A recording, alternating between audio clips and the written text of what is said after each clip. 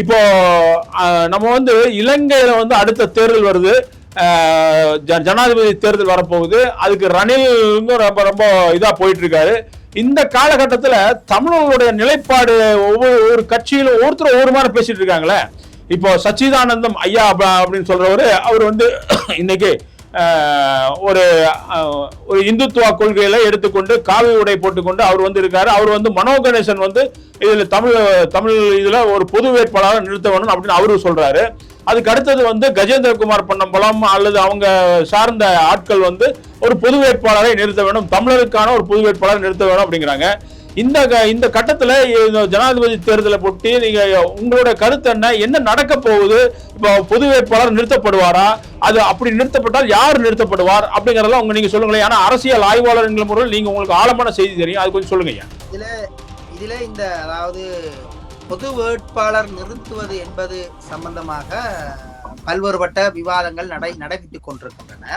ஆனால் இந்த பொது வேட்பாளர் நிறுத்துவது என்பதை ஒரு கோட்பாட்டு ரீதியாக அல்லது கொள்கை ரீதியாக 2009 நவம்பர் மாதம் 21 மு. திருநாவுக்கரசு அவர்கள், அதாவது அவர் இந்தியாவிலே தமிழகத்திலே தஞ்சமடைந்து வாழ்கிறார். அவர் ஒரு இணையதளத்திலே ஒரு தன்னுடைய ஆய்வு கட்டுரை ஒன்றை வெளியிட்டிருந்தார். 2010 தேர்தலில் அதிரடியா ஒரு இது குண்டு வெடிப்பை பத்தி எனக்கு ரகசியங்கள் தெரியும் ஐயா. அதிரடியா ஒரு இது வெளியிட்டாரு. குண்டு வெடிப்புன்னு சூத்திரதாதிகள் எனக்கு தெரியும் அப்படின்னு எல்லாம் வெளியிட்டாரு. இப்ப வந்து அதுக்கு வந்து காவல்துறை வந்து உளவு பிரிவு வந்து அவரை வந்து என்கொயரி பண்ணிட்டு இருக்கிறதா செய்திகள் வருது. இதெல்லாம் என்ன காரணத்துக்காக அவர் பண்ணாரு? ஏதாவது இந்த ஜனாதிபதி தேர்தலுக்காக நிக்கிறதுக்கான ஏதாச்சும் முயற்சியா அல்லது வேற என்ன காரணத்துக்காக இந்த செய்தியை இப்ப இந்த காலகட்டத்தில் சொல்றாரு அவரு? எந்த ஒரு பௌத்தனும் கொல்லப்படவில்லை. ஏன் பௌத்த இதுல கொண்டு வைக்கல? வச்சிருப்பாமே. அவர் பௌத்தர்களை கொல்ல அவர்கள் நினைக்க அவர்களுக்கு யாரு அதான் சொன்னேன். அவர்கள் கூடி குழாவினாலும் தமிழர்களுக்கு தான் செய்தான், அவர்கள் சண்டையிட்டாலும் தான் செய்தான். ஆனா உலகம் ஆனா சர்வதேச ஐயா நீங்க இல்ல நீங்க சொல்றதை பார்த்தா ராஜபக்சவோட அவங்களோட குடும்பத்தின் அவங்களுடைய அழுத்தங்கள் வந்து அது வந்து மிகப்பெரிய அளவுல அவங்களோட இது வந்து இருக்குங்கிறீங்க. ஆனா இப்ப கனடா வந்து இவர்கள் போவதை தடை பண்ணிருக்காங்க. அதுபோல வந்து நீங்க அமெரிக்கா போனீங்கன்னா அவங்க மேல வழக்கு போடுறதா சொல்லி இது பண்ணிருக்காங்கன்னு நான் நினைக்கிறேன். அதுபோல இவர்கள் மேல குற்றச்சாட்டு இருக்குது, ஐநால குற்றச்சாட்டு இருக்குது. இப்ப சர்வதேச அளவுல இவர்களுடைய இது வந்து அடித்து உடைக்கப்படுகிறது எல்லா பக்கமும் ராஜபக்சே. ஆனா நீங்க சொல்றீங்க சிங்கள தேசத்துல வந்து அவர்கள் வந்து மிக உயரமாக வைத்துக் கொண்டிருக்கிறார்கள், அவர்கள் நினைத்ததுதான் நடக்கும், அடுத்தது நம்ம வந்து வர்றதுக்கூடிய வாய்ப்புகளை ஏற்படுத்தி கொண்டிருக்கார்கள், அதுக்கு காலத்துக்காக வெயிட் பண்ணிட்டு இருக்காங்கன்னு சொல்றீங்க. இது எப்படி முரண்பாடா இருக்க? ஒன்னொன்னும் இல்லை. சர்வதேசம் எதையும் நினைக்கலாம், வெளிநாடுகள் எதையும் நினைக்கலாம். ஆனால் இலங்கை தீவு தன்னுடைய பண்பாட்டை, தன்னுடைய பாரம்பரியத்தை, தன்னுடைய அந்த தனித்துவத்தை அது பேண நினைக்கும். அது மகா சங்கம் அந்த தனித்துவத்தை பேணும். அதற்கான எல்லா காய் நகர்த்தங்களையும் செய்யும். அதற்கு அவர்கள் நடிப்பதற்கேற்ற நல்ல நடிகர்களை தெரிவு செய்யும்.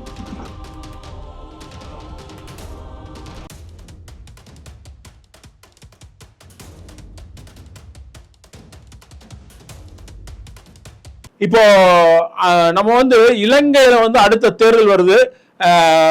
ஜனாதிபதி தேர்தல் வரப்போகுது. அதுக்கு ரணில் ரொம்ப ரொம்ப இதா போயிட்டு இருக்காரு. இந்த காலகட்டத்தில் தமிழர்களுடைய நிலைப்பாடு ஒவ்வொரு கட்சியிலும் ஒவ்வொருத்தரும் ஒவ்வொரு மாதிரி பேசிட்டு இருக்காங்களே. இப்போ சச்சிதானந்தம் ஐயா அப்படின்னு சொல்றவரு அவர் வந்து இன்னைக்கு ஒரு இந்துத்துவ கொள்கையில எடுத்துக்கொண்டு காவி உடை போட்டுக்கொண்டு அவர் வந்து இருக்காரு. அவர் வந்து மனோ கணேசன் வந்து இதுல தமிழ் இதுல ஒரு பொது வேட்பாளரை நிறுத்த வேணும் அப்படின்னு அவரு சொல்றாரு. அதுக்கு அடுத்தது வந்து கஜேந்திரகுமார் பொன்னம்பலம் அல்லது அவங்க சார்ந்த ஆட்கள் வந்து ஒரு பொது வேட்பாளரை நிறுத்த வேணும், தமிழருக்கான ஒரு பொது வேட்பாளரை நிறுத்த வேணும் அப்படிங்கிறாங்க. இந்த கட்டத்துல ஜனாதிபதி தேர்தலை பொட்டி நீங்க உங்களோட கருத்து என்ன நடக்க போகுது? இப்போ பொது வேட்பாளர் நிறுத்தப்படுவாரா? அது அப்படி நிறுத்தப்பட்டால் யார் நிறுத்தப்படுவார் அப்படிங்கறதெல்லாம் நீங்க சொல்லுங்களேன். ஆனா அரசியல் ஆய்வாளர் என்கிற முறையில் நீங்க உங்களுக்கு ஆழமான செய்தி தெரியும், அது கொஞ்சம் சொல்லுங்க. இதுல இந்த அதாவது பொது வேட்பாளர் நிறுத்துவது என்பது சம்பந்தமாக பல்வேறுபட்ட விவாதங்கள் நடைபெற்றுக் கொண்டிருக்கின்றன. ஆனால் இந்த பொது வேட்பாளர் நிறுத்துவது என்பதை ஒரு கோட்பாட்டு ரீதியாக அல்லது கொள்கை ரீதியாக 2009 நவம்பர் மாதம் 21 திருநாவுக்கரசு அவர்கள், அதாவது அவர் இந்தியாவிலே தமிழகத்திலே தஞ்சமடைந்து வாழ்கிறார்.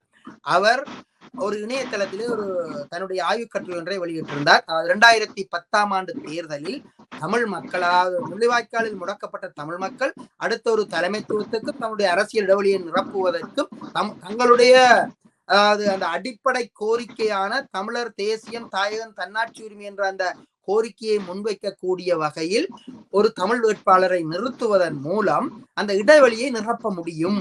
தமிழ் மக்களுடைய, அதாவது ஆயுத போராட்டம் முள்ளிவாய்க்காலில் முடக்கப்பட்டாலும் அரசியல் ரீதியாக நாங்கள் கொள்கை ரீதியாக மாறவில்லை, மாற மாட்டோம், எங்களுடைய கொள்கையை நாங்கள் விட்டுக் கொடுப்பட்டு இருப்போம் என்பதை வெளிப்படுத்துவதற்கு ஒரு பொது வேட்பாளரை நிறுத்த வேண்டும் என்று கோரிக்கை விடப்பட்டிருந்தது. ஆனால் அன்றைய காலத்தில் இந்த தமிழ் அரசியல் தலைமைகள் என்று சொல்லப்படுகின்ற இந்த மிதவாத தலைவர்கள் யாரும் அதை கருத்தில் எடுக்கவில்லை. ஏனென்றால் ஒரு யுத்தம் முடிந்ததன் பின்னர் ஒத்தோடுகின்ற மனநிலையிலே தான் அவர்கள் இருந்தார்கள். என்றால் அனைவரும் பயந்து போய் இருந்தார்கள் என்பதுதான் உண்மை. அனைவரும், அதாவது முள்ளிவாய்க்காலிலே தலைவர் பிரபாகரனை கொன்று அனைத்து போராளிகளையும் பெருளவு மக்களை கொன்று விட்டார்கள். இனி இதன் பேசினால் தாங்களும் காணாமல் போய்விடுவோம் என்ற பயத்தில் இருந்தார்கள் என்பது உண்மைதான். அன்றைய காலத்துல செய்ய முடியாது. ஆனால் அந்த இந்த கன்செப்ட் 2010 வரப்பட்டது. ஆனால் இதற்கு முதல் யாரும் தமிழ் மக்கள் போட்டியிட இல்லை என்ற கருத்து அல்ல. 82ஆம் ஆண்டு முதல் நடந்த ஜனாதிபதி தேர்தலில் குமார் பொன்னம்பலம் போட்டியிட்டார். அவர் 1 லட்சத்துக்கு அதிகமான வாக்குகளை பெற்றார். அவர் சுயேட்சையாக போட்டியிட்டார். அதே போல அதற்கு பிறகு ஒரு வடகிழக்கு தமிழர் என்று போட்டியிட்டால் அண்ணன் சிவாஜிலிங்கம் போட்டியிட்டார். அது அவர் போட்டியிட்ட அந்த கோதா வேறு, அந்த கோஸ் வேறு. அவர் உனக்கு நிகராக நான் உன்னை எதிர்த்து எங்கேயும் போட்டியிடுவேன் என்று அவர் ஒரு இந்த எங்களுடைய கொள்கையை விடுத்து அவர் தன்னுடைய அது ஒரு தனிநபருடைய சேலஞ்சாக இருந்தது. அவரு நீங்க சொல்ற மாதிரி சிவாஜிலிங்கம் 2 முறை போட்டிட்டு இருக்காரு. நிச்சயமாக அவர் ஒரு சேலஞ்ச் பண்ணி போட்டியிட்டார். அந்த 2 வேறு. ஆனால் இப்போது சொல்லப்படுவது ஒட்டுமொத்த அனைத்து கட்சிகளும் தமிழ் மக்கள் சார்பாக ஒரு தடவை போட்டியிட வைக்க வேண்டும். அவர் அனைவரும் சேர்ந்து ஒரு ஆளை போட்டியிட வைத்தால், அதாவது நீங்கள் அறிந்திருப்பீர்கள், அதாவது இந்த வட்டுக்கோட்டை தீர்மானம் ஒன்று வட்டுக்கோட்டை பிரகடனத்தை, அதாவது அன்றைய காலத்தில் மிதவாத அரசியல் தலைமையாக இருந்த தந்தை செல்வா அமிர்தலிங்கம் அங்கம் வகித்த அந்த கூட்டணி, தமிழர் விடுதலை கூட்டணி தான் அந்த பிரகடனத்தை வெளியிட்டது. ஒரு அரசியல் கட்சி ஒரு பிரகடனத்தை வெளியிட்டால் அது மக்கள் ஆணையாக வராது. ஆனால் அவர்கள் 77ஆம் ஆண்டு தேர்தலிலே அது தேர்தல் விஞ்ஞாபனமாக வைத்தார்கள். வட்டுக்கோட்டை தீர்மானத்தை தேர்தல் விஞ்ஞாபனமாக வைத்து போட்டியிட்டதனால் அங்கே 78% வாக்குகள் இந்த தமிழர் விடுதலை கூட்டணிக்கு கிடைத்தது. அது மக்கள் ஆணையாக பிரகடனப்படுத்தப்பட்டது. அப்ப ஒரு மக்கள் ஆணையை எவ்வாறு பெற வேண்டும் என்பதற்கு இது ஒரு நல்ல உதாரணம். வட்டுக்கோட்டை தீர்மானம் நல்ல ஒரு உதாரணம். அது மக்கள் ஆணை. 2வது மக்கள் ஆணையை தமிழீழ மக்கள் 2வது தரம் பிரயோகிக்கிறார்கள். எங்க பிரயோகிக்கிறார் என்றால் 2005ஆம் ஆண்டு பொது தேர்தலில் தமிழீழ விடுதலை புலிகளை ஏக தலைமையாக ஏற்றி அவர்களுடைய வழிநடத்தலில் தமிழ் தேசிய கூட்டமைப்பு தேர்தலிலே போட்டியிடுகிறது. அதாவது விடுதலை புலிகளை ஏகத்தலைமையாக ஏற்றி அதிலேயும் அவர்கள் வெற்றி வருகிறார்கள். அதிகூடிய ஆசனங்களை பெற்று வெற்றி வருகிறார்கள். இங்க பார்த்தால் 2 மக்கள் ஆணை பெறப்பட்டிருக்கிறது. அப்ப இந்த 2 மக்கள் ஆணையும் இப்போது நீண்ட இடைவெளி வந்து விட்டது. அதை புதுப்பிக்க வேணும். 77ஆம் ஆண்டு எடுத்த மக்கள் ஆணையை நாங்க திருப்பி 2004 புதுப்பிச்சிருக்கிறோம். 2005 புதுப்பிச்சிருக்கிறோம். அப்ப இப்ப திருப்பி புதுப்பிக்க வேண்டிய காலம் எங்களுக்கு வந்துட்டது. இனி 20 வருஷம் திருப்பி புதுப்பிக்க வேண்டும். ஒன்று, அதாவது தமிழ் மக்கள் தங்களுடைய கொள்கையில் எந்த விட்டுக் கொடுப்பு மற்ற தொடர்ந்து இருக்கிறார்கள். அதாவது தமிழர் தேசியம், தாயகம், தேசியம், தன்னாட்சி உரிமை என்ற அடிப்படையில் அவர்கள் அந்த கொள்கையில இருக்கிறார்கள் என்பதை மீண்டும் வலியுறுத்த வேண்டும். யுத்தத்தின் பிறகு முள்ளிவாய்க்கால் ஆயுத போராட்டம் தோற்கடிக்கப்பட்டதன் பிறகு நாங்கள் ஒன்றை செய்ய வேண்டும். அவ்வாறு செய்வதன் மூலம் இப்போது இந்த பல கட்சிகளாக எல்லாரும் அந்த பிடுங்குப்பாடு சண்டையில் ஈடுபட்டிருக்கிறார்கள். இவர்களை ஒரு குடைக்குள்ள கொண்டு வர முடியும். ஒரு குடைக்குள்ள கொண்டு வருவது ஒன்று. 2வது, ஐக்கியப்படுத்த முடியும். தமிழ் தேசியம் பாரதூரமான சிதைவுக்குள்ளாகி இருக்கிறது. இலங்கை தீவிலே ஈழத்தமிழர் மத்தியிலே, அதாவது பிரதேசவாதமாகவும் சாதிவாதமாகவும் அது முளைவிட தொடங்கிவிட்டது. அதை மீண்டும் கட்டமைப்பதற்கும் அதை ஒரு குடைக்குள் கொண்டு வருவதற்கும் ஒரு பொது ஒரு புள்ளியில எல்லாரையும் ஒன்றுபடுத்துவதற்கு இது ஒரு தருணமாக இருக்கிறது. இரண்டாவது, சர்வதேச ரீதியாக புலம்பெயர் தேசங்கள்ல இருந்து இந்த புலம்பெயர் மக்கள் ஐநாவை நோக்கி ஒரு கோரிக்கையை முன்வைக்கிறார்கள். அதாவது ஒரு வாக்கெடுப்பை நடத்த சொல்லி, அதாவது ரெஃபரண்டம் ஒன்றை நடத்த சொல்லி. ரெஃபரண்டம் என்பது பாதிக்கப்பட்ட மக்கள் தங்களுக்கு என்ன வேண்டும் என்பதை வாக்களிப்பது. அப்ப இந்த ரெஃபரண்டத்தை ஒன்று நடத்த சொன்னால் இலங்கை அரசு இறைமை கொண்ட அரசு, அது தன்னுடைய இறைமைக்கு மாறாக வரக்கூடிய எந்த ஒரு தீர்மானத்தையோ இல்ல எந்த ஒரு நடவடிக்கையுமே அது உள்ள அனுமதிக்காது. அப்ப அந்த அடிப்படையில பார்த்தால் இந்த ரெஃபரண்டம் சாத்தியம் இல்லை. அவர் ரெஃபரண்டம் நடத்த வேண்டுமா இருந்தால் ஒரு வல்லரசு நேரடியாக தலையிட வேண்டும். அதற்கான சாத்தியம் இல்லை. ஏனென்றால் தமிழ் மக்களுக்கு 33 நாடுகள்ல இந்த தமிழீழ விடுதலை போராட்டத்துக்கு தடை இருக்குது உலக.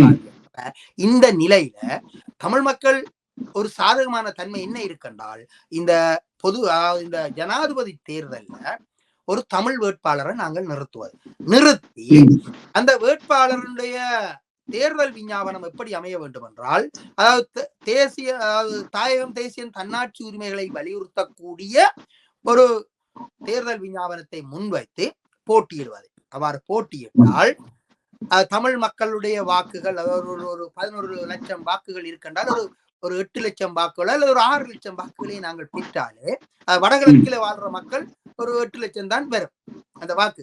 இந்த வாக்கை நாங்கள் பெற்றால் அது ஒரு மக்கள் ஆணையாக நாங்கள் எடுத்துக்கொள்ள முடியும். இது ஒரு விஷயம். இதை வைத்துக்கொண்டு சர்வதேச ரீதியாக இந்த புலம்பெயர் அமைப்புகள் ஒரு நீதி விசாரணையை நோக்கியோ அல்லது ஒரு தீர்வு திட்டம் நோக்கியோ பேச முடியும். எங்களுக்கான ஒரு வாய்ப்பு அதற்கு இருக்கிறது. இது ஒரு விஷயம். இரண்டாவது விடயம், இந்த ஜனாதிபதி தேர்தலை பொது வேட்பாளரை நிறுத்துவதன் மூலம் இலங்கையின் அரசியல் அமைப்பில் உள்ள தேர்தல் முறையை தெரிய வரும். அதாவது இந்த ஜனாதிபதி தேர்தலில் போட்டியிடுபவர்கள் வாக்களிக்கப்பட்ட வாக்குகளில் செல்லுபடியான வாக்குகளில் 50% மேலே பெற்றால்தான் வெற்றி பெற்றவர். சிம்பிள் மெஜாரிட்டியிலே அல்ல, அப்சல்யூட்லி மெஜாரிட்டி. அதாவது வாக்களிக்கப்பட்ட வாக்காளர்களில் செல்லுபடியான வாக்குகளில் 50% மேல வாக்களிக்க வேண்டும். இலங்கை இந்த வரலாற்றில இந்த 50% மேல வாக்களித்த அந்த அடிப்படையில பார்த்தால் ஒரு 56% மேல யாரும் பெறவில்லை. இலங்கை நெருக்கடியான காலகட்டத்தில பிரேமதாசா, அதாவது பிரேமதாசா அவர்கள் 50.34% 3.4% வெற்றி பெற்றார். ராஜபக்ச 50.29% வெற்றி பெற்றார். அஜம்பட்டுல வெற்றி பெற்றார் ராஜபக்ச. ஏனென்றால் எங்களுக்கு எதிராக தமிழ் மக்கள் எதிர்த்து வாக்களித்தனர். யாருக்கு? இன்னொரு பகுதிக்கு வாக்களித்தனர். இங்க நாங்கள் தமிழ் மக்கள் சிங்கள தேசத்தினுடைய தலைவனை தெரிவு செய்வதற்கு நாங்கள் ஏன் வாக்களிக்க வேண்டும்? நாங்கள் எங்களுடைய ஒரு ஆளுக்கு வாக்களித்தால் இந்த இவைக்கு கிடைச்ச இந்த 50%, 56% நாங்கள் 8% வாக்களிச்சா எல்லாரும் 40 தான் இருக்கிறோம். இது எப்படி ஒரு உதாரணமா சொல்லலாம் என்றால், 100 பேர் வாக்களிக்கிறோம் வைத்துக் கொள்வோம். தமிழ் மக்கள் 12 பேர், மற்றது முஸ்லிம்கள் ஒரு 6 பேர், இப்படி மலைய மக்கள் 6 பேர், இப்படி எல்லாம் பார்த்தால் 50% பெற வேண்டும். தமிழ் மக்கள் இந்த 12 பேரும் அல்லது 10 பேர் ஒரு தமிழனுக்கு வாக்களித்து விட்டால் இங்க 90 வாக்கு தான் இருக்குது. இந்த 90 வாக்குல 2 பேர் 3-4 பேர் போட்டியிட்டால் 50% வருமோ? வராது, வரவே வராது. ஆனால் இந்த 100 பேர்ல தமிழ் மக்கள் வாக்களை இந்த புறக்கணிக்க சொல்கின்றவர்கள் நாங்கள் புறக்கணித்தோம் என்று வைத்தால் தமிழ் மக்கள் இந்த 12 வாக்கு வராது. அப்ப 88 வாக்கு தான் இருக்குது. இந்த 88 வாக்களிக்கப்பட்ட வாக்குல 100% இது கொள்ளப்படும். அப்படியானால் 100% கொள்ளப்பட்டால் 45 வாக்கு எடுத்தவர் வெற்றி பெற்று விடுவார். நாங்கள் வாக்களித்தால் இவர் வெற்றி பெற மாட்டார். அப்ப இலங்கையின் அரசியலமைப்புல இந்த 50% வாக்களிக்க முதலாவது சுற்று வாக்கு எண்ணப்பட்டு 50% யாரும் பெறவில்லை என்றால் 2ஆம் சுற்று எண்ணப்படும். அப்படி எண்ணப்படுகின்ற போது 1ஆம் 2ஆம் இடங்களை பெற்ற இருவரையும் வைத்துக் கொண்டு மற்றவர்கள் இந்த போட்டியிலிருந்து நீக்கப்படுவார்கள். நீக்கப்பட்டு பின்னர் இந்த நீக்கப்பட்டவருடைய வாக்குகள் இருக்குத்தான், அதாவது போட்டியிலிருந்து 3, 4, 5ஆம் இடத்தை பெற்றோருடைய வாக்குகள்ல விருப்பு வாக்கு எண்ணப்படும். அதாவது ஜனாதிபதி தேர்தலில் 3 விருப்பு வாக்குகளே எண்ணலாம். முதலாவது விருப்பு, 2வது விருப்பு, 3வது விருப்பு, 3 விருப்பு வாக்குகள் எண்ணலாம். அப்ப இந்த கீழே அதாவது கழிக்கப்பட்டவருடைய வாக்குகள்ல இந்த இருவரில் யாருக்கு அவர்கள் 2ஆம் 3ஆம் வாக்கை அளித்திருக்கார்கள் என்பது எண்ணப்படும். அவ்வாறு எண்ணப்பட்டு கொண்டு வருகின்ற போது அந்த எண்ணிக்கைகள் சொல்லிக் கொண்டு போகின்ற போது இது 50ஐ தாண்டுகின்ற போது தேர்தல் ஆணையாளர் சொல்வார், நிறுத்துங்கள், இன்னார் வெற்றி பெற்றார், யார் கூட வாக்குகளை பெற்றாரோ அவர் வெற்றி பெற்றார் என்றது அறிவிக்கப்படும். அவ்வாறு எண்ணியும் அந்த அதிலேயும் 50 வீதத்தை இவர்கள் தாண்டவில்லை என்றால் 3ஆம் சுற்றுக்கு வருகினோம். 3ஆம் சுற்றுல தேர்தல் ஆணையாளர் அறிவிப்பார், 2ஆம் சுற்றில் யாரும் வெற்றி பெறவில்லை என்பதனால் நாங்கள் சாதாரண பெரும்பான்மைக்கு செல்கிறோம் என்று சொல்லிவிட்டு யாரு அதிகூடிய வாக்குகளை பெற்றாரோ அவரை வெற்றி பெற்றவர் என்று அறிவிப்பார். இது சொல்றதெல்லாம் ஏற்றுக்கொள்ளலாம். இது ஒரு சாதாரண காலகட்டத்தில் இந்த மாதிரிதான் நீங்க சொல்றதும் அப்படிதான் நடக்கும். அரசியலமைப்பு, இலங்கை அரசியலமைப்பு சட்ட பிரகாரம் இந்த மாதிரிதான் நடக்கும். ஆனா இப்போ ஒரு சில ஆண்டுகளுக்கு முன்னாடி இலங்கை பொருளாதாரத்துல எந்த அளவுக்கு நெருக்கடி ஆச்சுன்னு தெரியும் உங்களுக்கு. இன்னைக்கு ஒரு 100 கிராம் இருக்கக்கூடிய பச்சை மிளகாய் 800 ரூபாய்க்கு விற்கிறாங்க. இந்த மாதிரி இன்னும் பொருளாதாரத்துல மீள முடியாத ஒரு சூழல் இருக்கும் பொழுது அங்க இருக்கிற சிங்கள மக்களே ஒரு வெற்றி பெற்ற தமிழரை உலகத்தில் பல தமிழர்கள் வெற்றி பெற்றிருக்காங்க. அதுவும் ஈழத்தமிழர்கள் பல இடங்கள்ல பல இதுல மிகப்பெரிய அளவில் வெற்றி பெற்றிருக்காங்க. இப்ப அவர்களை கொண்டு நான் பொது வேட்பாளராக நிறுத்தும் பட்சத்துல அவர்களுக்கு சிங்கள மக்களை ஏன் ஓட்டு போடக்கூடாது? ஒரு நல்ல அந்த பொருளாதாரத்துல மீண்டெழுந்து வர்றதுக்கான ஒரு முயற்சியை ஏன் பண்ணக்கூடாது? இப்ப நீங்க பாத்தீங்கன்னா ஒரே ஒரு இடத்தை வைத்துக் கொண்டிருக்கிற ரணில் இன்னைக்கு ஒரு ஜனாதிபதியா இருக்கார். அது போல ஏன் சிங்கள மக்களே இந்த மாதிரி நினைக்கிறாங்க அப்படின்னு ஒரு சிலர் சொல்றாங்களே. இந்த மாதிரி ஒரு தமிழரை, வெற்றி பெற்ற தமிழரை, உதாரணத்துக்கு சொல்ல போனோம்னா அமெரிக்கால இந்த ராஜரத்னம்ங்கிற ஒரு மிகப்பெரிய ஒரு தொழிலதிபராக இருந்தாரு. அவரு கொஞ்ச நாளைக்கு முன்னாடி ஒரு இதுக்கான சிறைக்கும் போயிட்டு வந்தாரு. சிறையில இருந்து வெளியே வர மாட்டார் நினைச்சோம், ஆனா வெளியே வந்துட்டாரு. இன்னைக்கு அவர் இலங்கைக்கு போயிட்டு பல சிங்கள அமைப்புகளோட கலந்து கொண்டு பேசிட்டு இருக்காரு. சிங்கள வியாபாரிகளோட கலந்து கொண்டு இருக்காரு. உயர் மட்டத்துல அது இது பண்ணிருக்காரு. ரொம்ப முக்கியமா போயிட்டு இருக்காரு. இப்ப அப்படிப்பட்ட நேரத்துல இந்த ஜேவிபி அப்படிங்க சொல்லக்கூடிய அந்த அமைப்பு அவருடைய தலைவர் ஜனாதிபதிக்கு போட்டியிடலாமா அப்படின்ட்டு உலகம் முழுவதும் பல இடங்களில் சுற்றுப்பிரயாணம் பண்ணி இன்னைக்கு அமெரிக்காவுக்கும் போயிட்டு வந்தார். இப்ப அவங்க எல்லாம் சேர்ந்து ஒரு தமிழரை நிறுத்தி ஏன் வெற்றி பெற முடியாதுன்னு நினைக்கிறீங்க நீங்க? இன்னைக்கு இருக்கிற அந்த கால சூழ்நிலை அதுக்கு சாதகமா இருக்குல்ல? நிச்சயமா நீங்கள் சொல்வதில் இதுல பெரிய முரண்கள் இருக்கிறது. என்னென்றால் பலருடைய விருப்பங்கள் இப்படி இருக்கும், ஆனால் நடைமுறை என்று ஒன்று இருக்கிறது. இலங்கையினுடைய அரசியல் மாண்பு அல்ல அரசியல் நடைமுறை, அரசியல் பாரம்பரியம் ஒன்று இருக்கிறது தானே. அது அந்த அடித்தளம் மாறாது. அதாவது எந்த சிங்கள அரசியல் கட்சிகளை எடுத்தாலும் அது தமிழின விரோதம், இந்திய எதிர்ப்புவாதம், இந்த இரண்டையும் அடிப்படையில தான் அது கட்டமைக்கப்பட்டிருக்கும். எந்த ஒரு அரசியல் கட்சிகளும் தமிழின எதிர்ப்போ இந்திய எதிர்ப்போ இல்லாமல் எந்த ஒரு சிங்கள கட்சிகளும் கிடையாது.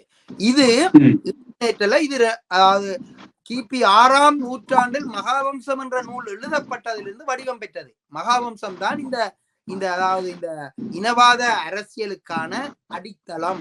மகாநாம தேரர் தான் அதனுடைய தந்தை. அப்ப அந்த கோட்பாட்டில இருந்துதான் இது வருகிறது.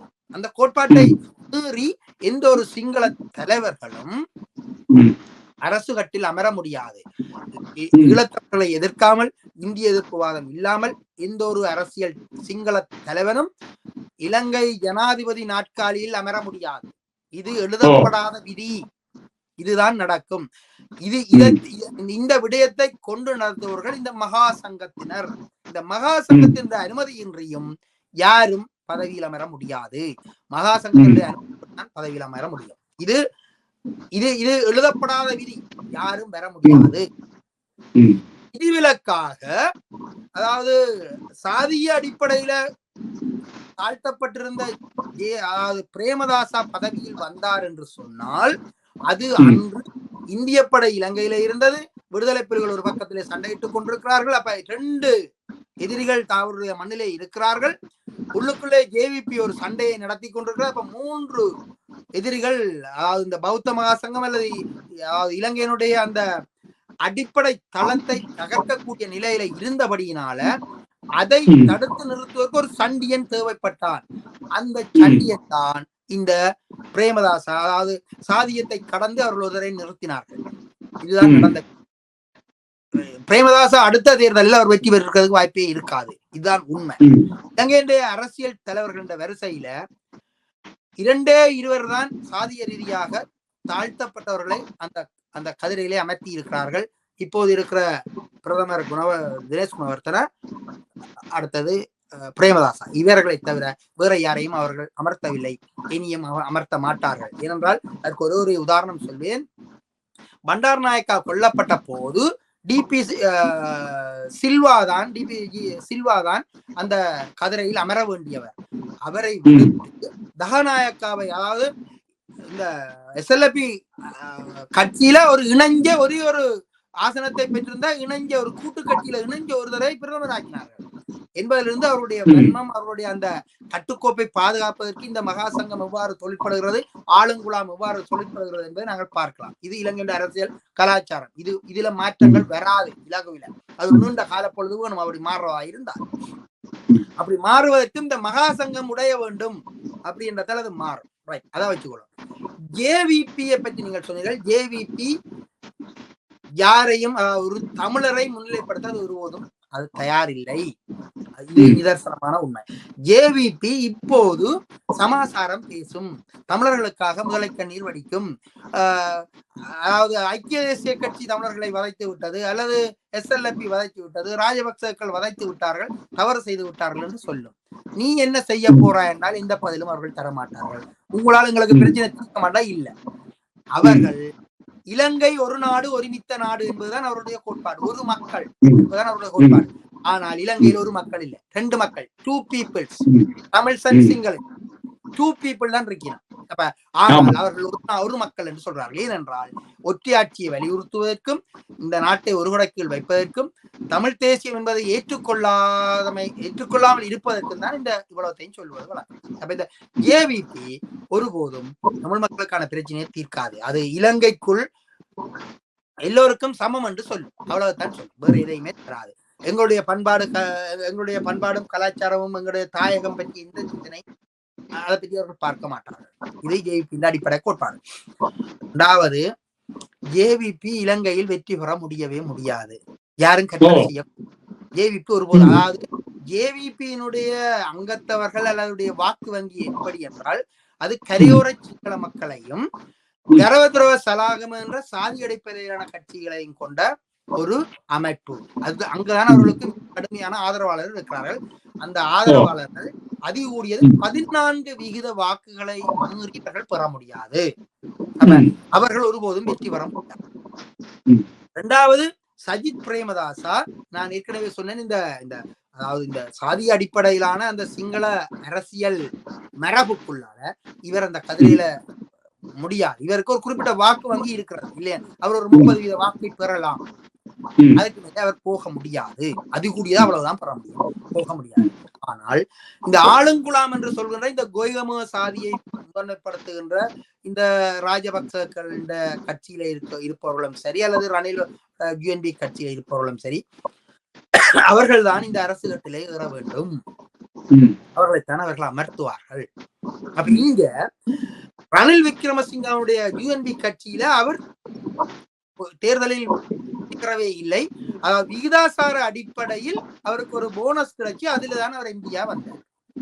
இப்படி வந்தவர் இந்த நெருக்கடியான காலகட்டத்தில் அவரை கொண்டு நாட்காலிலே அமர்த்தி இருக்கிறார். அதாவது ஏன் என்று சொன்னால், மேற்குலகத்தை கையாள வேண்டும், இந்தியாவை கையாள வேண்டும், சீனாவை கையாள வேண்டும், அதற்கு ஏற்ற நல்ல நடிகன் ஒரு ஆள் தேவை, மிகச்சிறந்த நடிகன், மிகச்சிறந்த ராஜதந்திரி.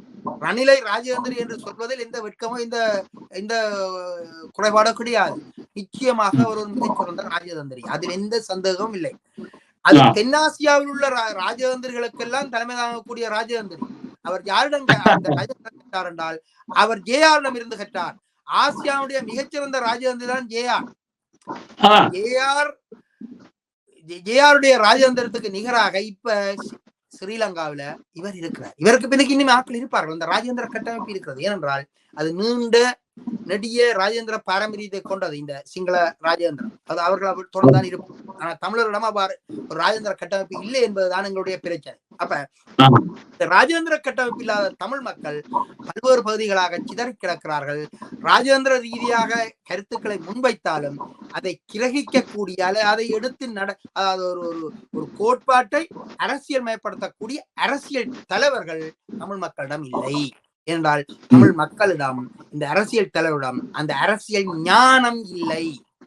இவர்கள் இந்த தேர்தல் அரசியலை மாத்திரமே தங்களுடைய இலக்காக வைத்திருக்கிறார்கள். தேர்தல் அரசியல், தேர்தலில் வெற்றி பெறுவது, எவ்வாறு அந்த ஆசனங்களை பெறுவது, அந்த ஆசனங்கள் மூலம் என்னென்ன சலுகைகளையும் என்னென்ன நலன்களை அடையலாம் என்பதுதான் இந்த தலைவர்களுடைய இலக்காக இருக்கிறது. எந்த அரசியல் கட்சியா இருந்தாலும் அதுதான இலக்கமா இருக்கும். அந்த இலக்கிலே இருக்கிறார்கள். அப்ப நாங்கள் ஒரு தேசிய விடுதலை போராட்டத்தை நடத்தியவர்கள், இந்த தேசிய விடுதலை போராட்டத்துக்காக இந்த மண்ணுக்காகவும் மக்களுக்காகவும் உயிர்களை பலி கொடுத்தவர்கள், உயிர்களை தியாகம் செய்தவர்களுடைய இந்த இனத்துக்கள் இப்போது இந்த இனத்துக்குள் இந்த தேசியம் என்பது சிதைவுக்குள்ளாகி இருக்கிறது. அப்ப இந்த தேசியத்தை சிதைவுக்குள் இருந்து மீள்கட்டுமானம் செய்வதற்குத்தான் இந்த பொது வேட்பாளர்களை நிறுத்தி யாவரையும் ஐக்கியப்படுத்த வேண்டிய தேவை இருக்கிறது. இவ்வாறு ஐக்கியப்படுத்துகிற போது இன்னும் ஒரு சாரார் சொல்லினோம், இங்க தமிழ் மக்கள் தேசியம் பேசினால் சிங்கள தேசத்தில் தேசியம் அவர்கள் கிளர்ந்தெழுந்து விடுவார்கள் என்று. அது இயல்பாக நடக்கும். நீங்கள் படுத்திருந்தானே இத்திரோண்டான அது கிளர்ந்தெழுந்து கொண்டுதான் இருக்கும். அது அப்படித்தான் இருக்கும். நீங்கள் ஒரு தேசியம் பேசுறோன்னு அவர்கள் உங்களுக்கு அடிப்பார்கள், காலங்காலமாக உங்களுக்கு அடிப்பார்கள். நீங்கள் பேசாமல் இருந்தாலும் அவர்கள் அடிப்பார்கள். இதுக்கு ஒரு நல்ல ஒரு உதாரணம் சொல்லலாம். யானை தங்களுக்கிடையே சண்டையிட்டுக் கொண்டாலும் புல்லுக்குத்தான் செய்தோம், தரையில் உள்ள புல்லுக்குத்தான் செய்தோம், காய்ச்சலா கட்டி புல்ல பிக்கும். அதே மாதிரி அது தங்களுக்குள்ளே கூடி குழாவி அது புணர்ந்தாலும் இந்த புல்லுக்கு தான் செய்தோம், பிராண்டி எல்லாம் பிச்சு. இது தமிழ் மக்களுக்கு இயல்பாக இலங்கையில் நடக்கக்கூடிய விஷயம். இந்த சிங்கள யானைகள் அவர்கள் சந்தோஷமாக இருந்தாலும் எங்களுக்கு தான் சேதம், புல்லாக எங்களை போட்டு மிதிப்பார்கள். அவர்கள் தங்களுக்குள்ளே சண்டையிட்டாலும் எங்களைத்தான் நசிப்பார்கள். இது இயல்பான விஷயம். சொல்லிட்டீங்க. சிங்களர்களுக்குள்ளே சிலர் நீங்க சொன்னீங்க இவர்கள்லாம் வர முடியாதுன்னு சொன்னீங்க. இப்போ ஜேவிபி எல்லாம் எந்த காலத்துலயும் வர முடியாதுன்னு சொன்னீங்க. அது போல இன்னும் சிலர் குறிப்பிட்டீங்க. இப்போ ஸ்ரீசேனாங்கிறவர் ஸ்ரீசேனா அவர் ஒரு முயற்சி பண்றாரு.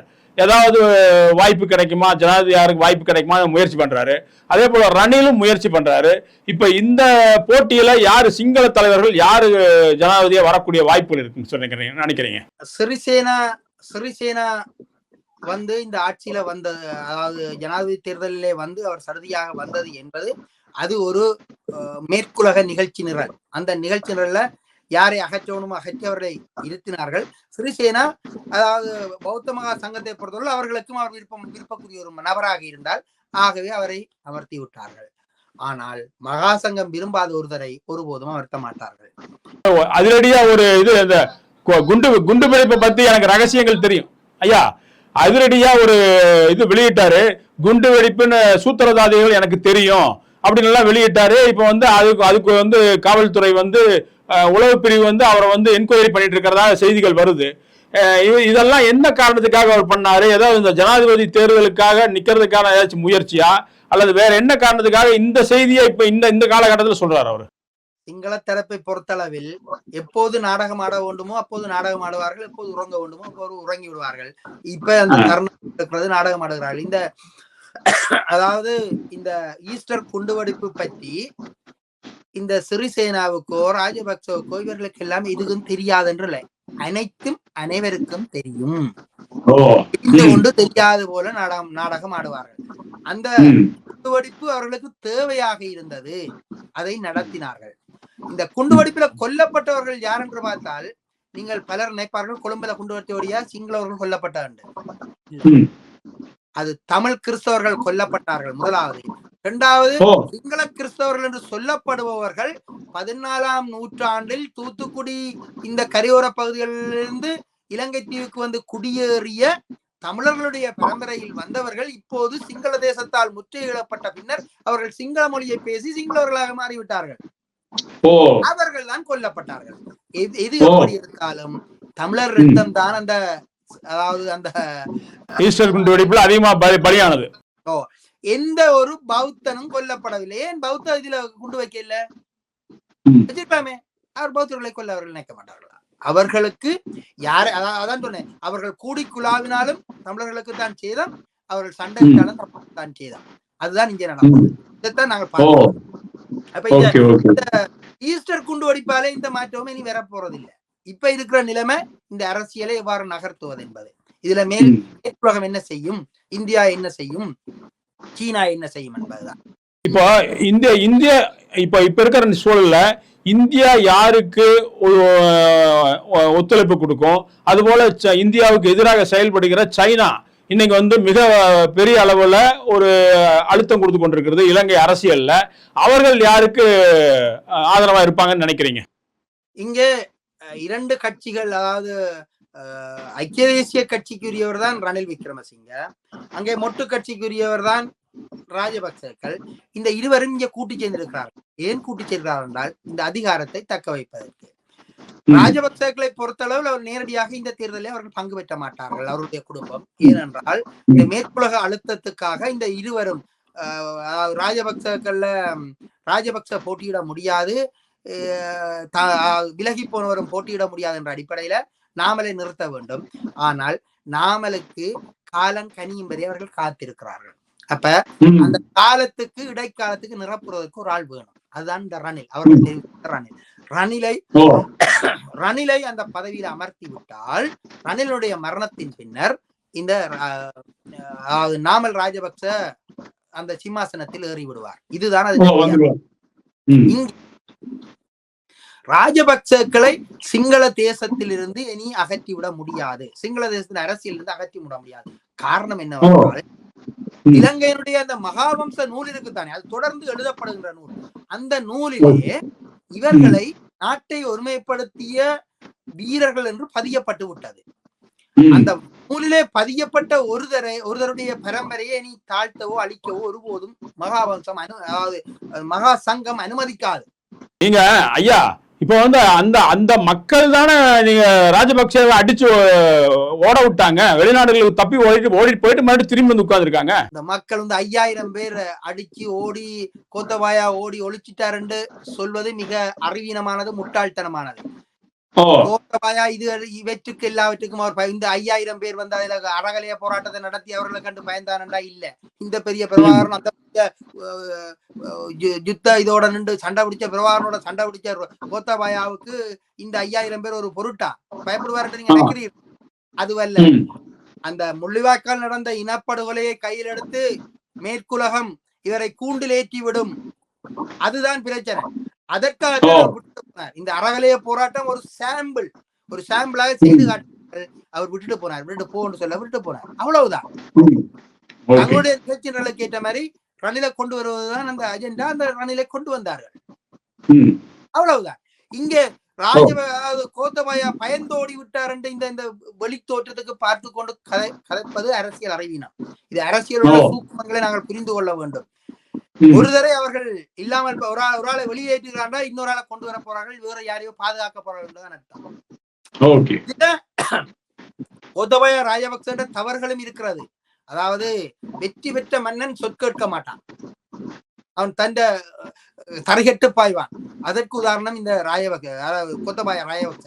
அவர் தரைகட்டு பாய்ந்த இந்த வெளிப்பாடுதான் அவர் விட்டுட்டு போக வேண்டிய சூழலை உருவாக்கியது. அதனாலே அவர் விட்டுட்டு போனார், அவ்வளவுதான்.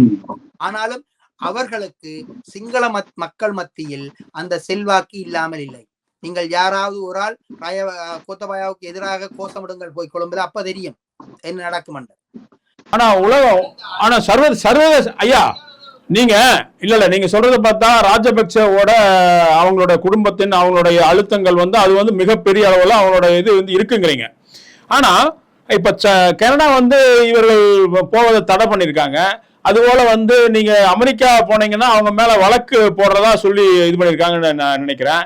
அதுபோல இவர்கள் மேல குற்றச்சாட்டு இருக்குது, ஐநால குற்றச்சாட்டு இருக்குது. இப்ப சர்வதேச அளவுல இவர்களுடைய இது வந்து அடித்து உடைக்கப்படுகிறது எல்லா பக்கமும் ராஜபக்சே. ஆனா நீங்க சொல்றீங்க சிங்கள தேசத்துல வந்து அவர்கள் வந்து மிக உயரமாக வைத்துக் கொண்டிருக்கிறார்கள், அவர்கள் நினைத்ததுதான் நடக்கும், அடுத்தது நம்ம வந்து வர்றதுக்குரிய வாய்ப்புகளை ஏற்படுத்தி கொண்டிருக்கார்கள், அதுக்கு காலத்துக்காக வெயிட் பண்ணிட்டு இருக்காங்கன்னு சொல்றீங்க. இது எப்படி முரண்பாடா இருக்க? ஒன்னொன்னும் இல்லை. சர்வதேசம் எதையும் நினைக்கலாம், வெளிநாடுகள் எதையும் நினைக்கலாம். ஆனால் இலங்கை தீவு தன்னுடைய பண்பாட்டை, தன்னுடைய பாரம்பரியத்தை, தன்னுடைய அந்த தனித்துவத்தை அது பேண நினைக்கும். அது மகா சங்கம் அந்த தனித்துவத்தை பேணும். அதற்கான எல்லா காய் நகர்த்தங்களையும் செய்யும். அதற்கு அவர்கள் நடிப்பதற்கேற்ற நல்ல நடிகர்களை தெரிவு செய்யும். இப்போதும் இலங்கையின் ஆட்சி அதாவது ராஜபக்சர்களுடைய குடும்பத்தினுடைய அதிகாரம் தான் அங்க செல்லுபடியாகும். ஆனால் அதனுடைய ஆட்சி அந்த பதவியில ரணிலை வைத்திருக்கிறார். ரணிலூடாக அது நிறைவேற்றப்படும். அவ்வளவுதான். இப்ப அடுத்த தேர்தலிலும் ரணில் தான் வருவார். ரணில் ராஜபக்சர்களை எதிர்த்து போட்டிட்டால் அவருக்கு ஒரு வாக்குமே கிடைக்காது. அப்ப ராஜபக்சர்களுடைய ஆதரவு வாக்கு தான் இப்ப ரணிலுக்கு கிடைக்க போகிறது. ஆனால் இந்த தேர்தலில் ஒரு நெருக்கடி ஏற்பட்டிருக்கிறது. இங்கே ஜேவிபியும் சஜித் பிரேமதாசாவும் போட்டியிடுகிறார்கள். இவர்களும் போட்டியிடுகிற போது தமிழ் வேட்பாளர் ஒரு ஆளை நிறுத்திவிட்டால் 4 இடங்களுக்கு இந்த வாக்குகள் பிரிக்கப்படுகின்ற போது தலைமைத்துவத்தை தெரிவு செய்வதில் பெரிய நெருக்கடி ஏற்படும். இப்ப தமிழ் மக்கள் தரப்பில இருந்து இந்த பொது வேட்பாளர் என்பதை ஏன் சொல்கிறார்கள் என்று சொன்னால், எதிரிக்கு நெருக்கடி கொடுப்பதுதானே அவனை வைத்து ஏதாவது செய்ய முடியும். அப்ப சிங்கள தேசத்துக்கு ஒரு நெருக்கடியை தமிழ் மக்கள் கொடுக்க வேண்டும். அந்த நெருக்கடிக்குள்ளால் தான் தங்களுடைய நலன்களை அடையப்படும். அதனால இந்த தியரியை இதுல பயன்படுத்துறோம். இவர்களை நெருக்கடிக்குள் உள்ளாக்குவது, தமிழ் மக்களுக்கு ஒரு ரிலீவ், ஒரு இடைவெளியை ஏற்படுத்தி கொடுப்பது.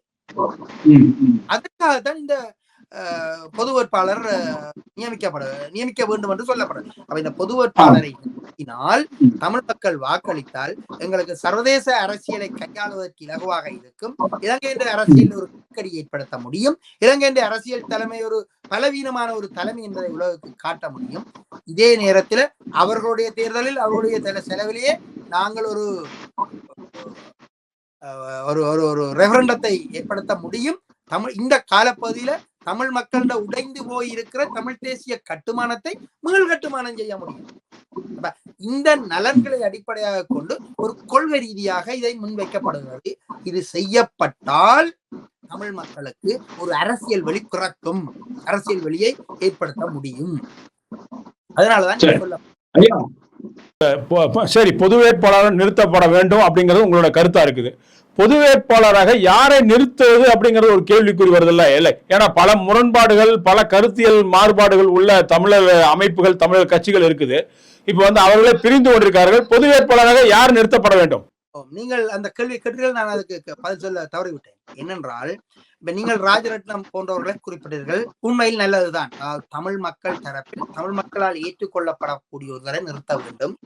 ஆனால் பொதுவாக மக்கள் எதிர்பார்ப்பார்கள் என்றால் அவர் ஒரு வெளிநாட்டு குடியுரிமை பெற்றவர். அப்ப ஆகவே அவர் ராஜரட்னம் போன்றவர்கள் அதுல பங்கு பெற்ற முடியாது. அப்ப இலங்கையில் உள்ள ஒருவரைத்தான் நிறுத்த வேண்டும். அதை பெரும்பாலும் இந்த சிவில் சமூகத்தில் இருந்து ஒருவரை நிறுத்துவதைத்தான் தமிழ் மக்கள் விரும்புகிறார்கள். ஏனென்று சொன்னால் அதைத்தான் கட்சிகளும் விரும்பும். இங்க 2 முரண்பட்ட பிரச்சனைகள் இருக்கு. ஏதாவது ஒரு கட்சியில இருந்து ஒருவரை நியமித்தால் தமிழ் மக்கள் தேசியத்தின் பேரால் அவருக்கு வாக்களித்தால் அந்த கட்சிக்கான ஆதரவு அதிகரித்து விடும் என்று மற்ற கட்சியினருக்கு பிரச்சனை இருக்கு. ஒரே ஒரு இது நான் இது பண்றேன். அதாவது இப்ப நீங்க ராஜரத்னம் வெளிநாட்டு நபர் அப்படின்னு நீங்க சொல்றீங்க. ஆனா நான் என்ன சொல்றேன்னா, அங்க இருக்கக்கூடிய தமிழர் இதுல இருக்கக்கூடிய அரசியல்வாதிகள், எம்பிகள், இன்னைக்கு நாடாளுமன்ற உறுப்பினராக இருக்கக்கூடிய பல குடும்பங்கள் எல்லாமே வெளிநாடுகள் தான் இருக்கு. அந்த நாடாளுமன்ற உறுப்பினர் ஆனவுன்னா இங்க இருக்காங்களுடைய அவர்கள் வெளிநாடுகள்ல அத்தனை அவங்களோட குடும்பங்கள், பல குடும்பங்கள் எல்லாமே வெளிநாடுகள்ல இருக்கிறதா செய்தி இருக்குது. அது நான் உதாரணமெல்லாம் பல உதாரணம் காமிக்க முடியும். மொத்த குடும்பங்களும் அங்க இல்லையே. அது போல ராஜரத்னம் ஒருத்தர் அவருக்கு ஒரு மிகப்பெரிய ஒரு இது இருக்குது, அவருக்கு ஒரு செல்வாக்கு இருக்குது, அல்லது ஒரு தகுதி இருக்குன்னா ஏன் அவரை கொண்டாந்து நிறுத்தக்கூடாது? இல்ல, நீங்கள் இதுல குறிப்பிட்டது நீங்கள் சொல்றீங்களா, இந்த குடும்பங்கள் இருக்கண்டு. அந்த குடும்பங்கள் இருந்தாலும் பிரச்சனை இல்ல. குறித்த பாராளுமன்ற உறுப்பினர் ஒரு வெளிநாட்டு குடியுரிமை பெற்றிருந்தால் அவர் இலங்கையின் அரசியல் சாசனத்தின்படி அவர் அந்த பதவியை வைக்க முடியாது. அவர் அந்த குடியுரிமையை நிராகரித்திருப்பார். அதை நிராகரித்து விட்டுத்தான் அங்க இருக்க முடியும். அப்படித்தான் இருக்கிறார். ராஜபக்ச குடும்பத்திலையும் அதான் நடந்தது. அப்ப இந்த வெளிநாட்டு குடியுரிமையை வைத்துக் கொண்டு அல்லது இரட்டை குடியுரிமையோட நாடாளுமன்றத்திலேயோ அல்லது ஒரு பதவியை வகிக்க முடியாத நிலைமைதான் இலங்கையில இப்ப இருக்கிறது. அதான் சட்டமா இருக்கு.